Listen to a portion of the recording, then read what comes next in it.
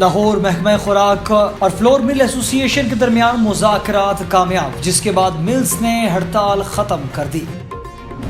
مسلم league نون کی نائب صدر مریم نواز نے ٹویٹر پر عوام سے سوال کیا، کہاں کہاں بجلی کی لوڈ شیڈنگ ہو رہی ہے؟ عمران خان کی اہلیہ بشرا بی بی کی دوست فرح گوگی نے صرف ایک کیس میں ہی 57 ارب روپے کا غبن کیسے کیا؟ وزیر داخلہ رانا ثناء اللہ اہم حقائق سامنے لے آئے۔ رکن قومی اسمبلی عامر لیاقت کے انتقال پر سیاست دانوں سمیت مشہور شخصیات کی جانب سے اظہار افسوس۔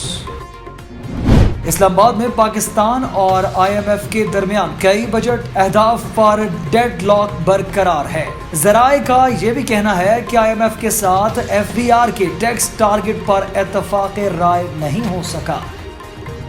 صدر مملکت نے سپریم کورٹ اور ہائی کورٹس کے ججز کی تنخواہوں اور الاؤنس میں 10% اضافے کی منظوری دے دی۔ کراچی میں دعا زہرا اور اس کے شوہر ظہیر کو ہائی کورٹ میں پیشی کے لیے لاہور روانہ کر دیا گیا۔ چیئرمین ایف بی آر نے کہا کہ اس دفعہ بڑا اچھا بجٹ آ رہا ہے، جس میں عوام کے لیے ریلیف ہی ریلیف ہے۔ لاہور ہائی کورٹ نے وفاقی وزیر داخلہ رانا ثناء اللہ، سی سی پی او لاہور اور ڈی آئی جی آپریشنز کے خلاف اندراج مقدمات کا فیصلہ معطل کر دیا۔ Pakistan Tehreek Insaf P T I کی خواتین ارکان اسمبلی کی زیر قیادت خواتین احتجاج کرتے ہوئے پارلیمنٹ ہاؤس پہنچ گئے۔ السلام علیکم، نیوز آئی کے ساتھ میں ہوں راجہ ندیم۔ ہیڈ لائنز آپ نے جانی، تفصیلات شامل کرتے ہیں چھوٹے سے وقفے کے بعد، ہمارے ساتھ رہیے گا۔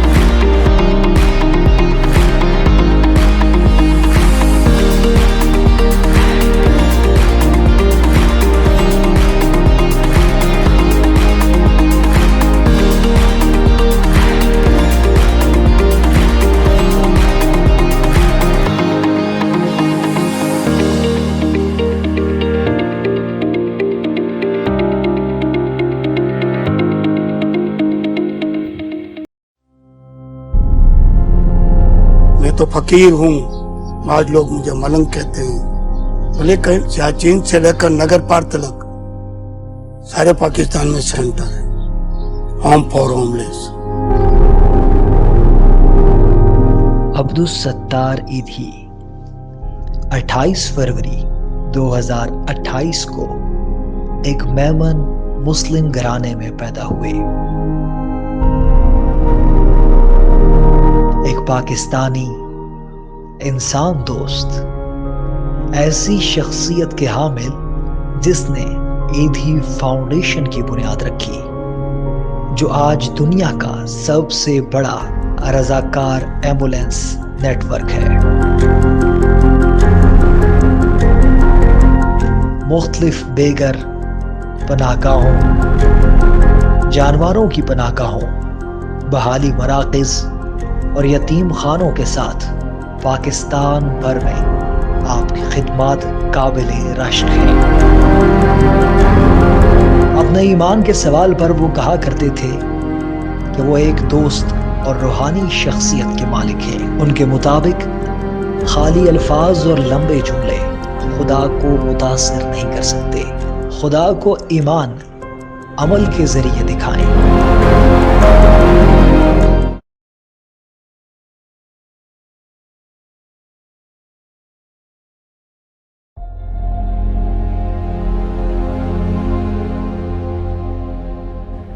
اسلام آباد کا ہفتہ وار بازار جو کہ سیکٹر H9 میں واقع ہے، ایک ایسی جگہ ہے جہاں پر پھل، سبزیاں، مسالہ جات اور گھریلو استعمال کی تمام اشیاء موجود ہیں. اسلام آباد کے اس ہفتہ وار بازار میں نئے کپڑوں کے ساتھ ساتھ لنڈے کے کپڑے بھی دستیاب ہیں جو متوسط طبقے کے لوگ بآسانی خرید سکتے ہیں، اور ان کپڑوں کے لیے ایک الگ بلاک بھی مختص کیا گیا ہے. پھل اور سبزی فروشوں کے ساتھ ساتھ کچھ ایسے بھی لوگ ہیں جو بازار میں ریڑھی چلا کر اور پلاسٹک بیگ بیچ کر روزی روٹی کماتے ہیں. یہاں پر USA، چائنا اور انگلینڈ سے امپورٹ کردہ مال بھی دستیاب ہیں، جن میں الیکٹرانکس کا سامان، ڈیکوریٹو آئٹمز اور بچوں کے کھلونے وغیرہ شامل ہیں. جوتوں کے لیے بھی اس ہفتہ وار بازار میں ایک الگ بلاک موجود ہے جہاں چائنا اور لنڈے کے جوتے نہایت مناسب قیمت میں دستیاب ہیں. اسلام آباد کا یہ ہفتہ وار بازار، جس میں ہر طبقے کے لوگ خریداری کے لیے آتے ہیں، اس بازار میں اپنی ضرورت کے تحت اشیاء بآسانی خرید کر اپنے استعمال کے لیے لے جاتے ہیں.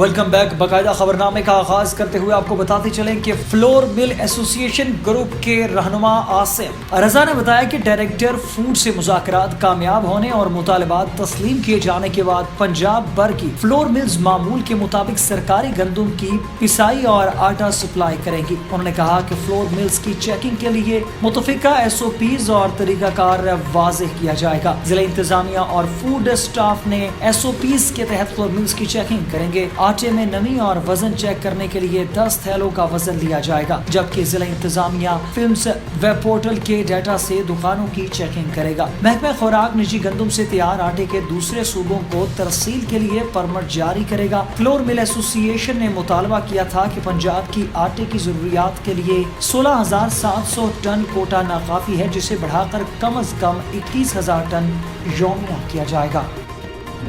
مسلم لیگ نون کی نائب صدر مریم نواز نے ٹویٹر پر عوام سے سوال کیا. کہاں بجلی کی لوڈ شیڈنگ ہو رہی ہے؟ مریم نواز نے ٹویٹر پر عوام سے سوال پوچھا کہ کیا آپ کے علاقے میں لوڈ شیڈنگ میں بہتری آئی؟ مہربانی کر کے لوڈ شیڈنگ کا دورانیہ اور اپنے علاقے کا نام لکھ کر مجھے رپلائی دیں. مریم نواز کے سوال پر ملک کے مختلف علاقوں سے تعلق رکھنے والے افراد نے بجلی کی لوڈ شیڈنگ سے انہیں متعلق آگاہ کیا. مریم نواز نے کہا کہ شہریوں کئی بجلی لوڈ شیڈنگ سے متعلق شکایات متعلقہ وزارت کو بھجوا دی گئی ہیں. متعلقہ حکام نے شکایت کو انفرادی طور پر نپٹانا شروع کر دیا ہے. عمران خان کی اہلیہ بشرا بی بی کی دوست فرح گوگی نے کیسے صرف ایک ہی کیس میں سے 57 ارب روپے کا غبن کیا؟ وزیر داخلہ رانا ثناء اللہ اہم حقائق سامنے لے آئے. رانا ثناء اللہ نے کہا کہ فرح گوگی، عمران خان اور بشرا بی بی کے خلاف اربوں روپے کی کرپشن کے ایسے ثبوت موجود ہیں کہ یہ لوگ انکار ہی نہیں کر سکتے. ان کا کہنا تھا کہ صرف ایک کیس میں ہی انہوں نے 57 ارب روپے کا گھپلہ کروایا اور اس کے نتیجے میں 10 ارب روپے بیگز میں وصول کیے. رانا ثناء اللہ نے کہا کہ ادارے انکوائری کر رہے ہیں، FIR بھی ہوگی، ریفرنس بھی ہوگا اور ان کے خلاف عدالتیں دی جائیں گی. رکن قومی اسمبلی عامر لیاقت کے انتقال پر سیاستدانوں سمیت ملک کے مشہور شخصیات کی جانب سے اظہار تعزیت کیا جا رہا ہے۔ وزیر اعظم شہباز شریف نے رکن قومی اسمبلی عامر لیاقت حسین کے انتقال پر اظہار افسوس کیا اور دعائے مغفرت کرتے ہوئے کہا کہ اللہ تعالیٰ مرحوم کے درجات بلند اور سوگواران کو صبر جمیل عطا کرے۔ اسپیکر قومی اسمبلی راجہ پرویز اشرف نے عامر لیاقت کی موت کی خبر سن کر قومی اسمبلی کے جاری اجلاس کی کارروائی فوری طور پر روکتے ہوئے ان کے درجات کی بلندی کے لیے دعا کی۔ وزیر اعلیٰ سندھ مراد علی شاہ نے عامر لیاقت کی مغفرت اور درجات کی بلندی کے لیے دعا کی، جبکہ ایڈمنسٹریٹر کراچی مرتضیٰ وہاب نے بھی عامر لیاقت حسین کے انتقال پر افسوس اور تعزیت کا اظہار کیا۔ مسلم لیگ نون کی نائب صدر مریم نواز نے اسلام آباد میں پریس کانفرنس کے دوران عامر لیاقت کے انتقال پر افسوس کا اظہار کیا۔ سابق گورنر سندھ عمران اسماعیل نے عامر لیاقت حسین کے انتقال پر اظہار افسوس کرتے ہوئے کہا کہ عامر لیاقت کے اچانک انتقال کی خبر سن کر دلی افسوس ہوا۔ عامر لیاقت کی مغفرت اور بلندی درجات کے لیے دعا کو ہوں۔ حنا پرویز بٹ نے عامر لیاقت کے انتقال پر ٹویٹ کی کہ عامر لیاقت کے انتقال کی خبر انتہائی افسوسناک ہے، میری ہمدردیاں ان کے خاندان کے ساتھ ہیں، اللہ تعالیٰ انہیں جنت میں جگہ دے۔ دوسری جانب عامر لیاقت کے انتقال پر شوبز شخصیات کی جانب سے بھی افسوس کا اظہار کیا جا رہا ہے۔ اداکار اور میزبان محسن عباس حیدر نے عامر لیاقت کے ہمراہ تصویر شیئر کرتے ہوئے کہا کہ مبارک ہو، آج ہم نے عامر لیاقت کو مار دیا۔ بعد ازاں انہوں نے عامر لیاقت کے انتقال پر افسوس کرتے ہوئے ان کے لیے دعائے مغفرت کی۔ اداکارہ زارا عباس نے عامر لیاقت کی موت پر افسردگی کے ساتھ برہمی کا بھی اظہار کیا۔ اداکارہ زارا عباس نے کہا کہ سوشل میڈیا لوگوں کو برباد کر سکتا ہے اور انہیں کھوکھلے پن میں بھی ڈال سکتا ہے، اور پھر اچانک عامر لیاقت کے انتقال کی خبر آتی ہے تو سب صدمے میں کیوں ہیں؟